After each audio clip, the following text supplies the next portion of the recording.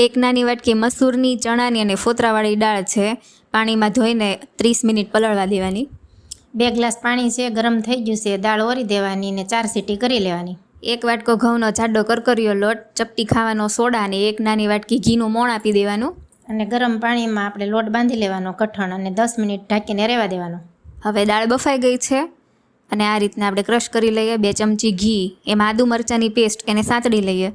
કાંદાને સાતળી લેવાના છે, ટમેટા નાખવાના, સ્વાદ પ્રમાણે મીઠું, ચપટી એવી ખાંડ, હળદર, લાલ મરચું, ધાણા જીરું પાવડર નાખીને મસાલા સતળાઈ જાય એટલે દાળ ઉમેરી દેવાની. થોડું એવું પાણી નાખીને ઉકળવા દેવાની. હવે કિચન કિંગ મસાલો અને ધાણા નાખવાના. દાળ બની ગઈ છે. હવે બાટી બનાવવા માટે આ રીતનો ટ્રેડિશનલ શેપ આપીશું, જેથી કરીને આપણી બાટી અંદર સુધી બફાઈ જાય. ગોલગપ્પાનું સ્ટેન્ડ લેવાનું, થોડું ઘી નાખવાનું, આ રીતે બધી બાટી ગોઠવી દેવાની, ઉપરથી ઢાંકી દેવાની અને થોડી વારે ઉપર નીચે ફેરવતી રહેવાની. તો હવે બાટી બફાઈને ફૂલી ગઈ છે. હવે એને આપણે ઘીમાં ડુબાડીને આપણે દાળ જોડે સર્વ કરીશું. તો માણો દાળ બાટીનો સ્વાદ.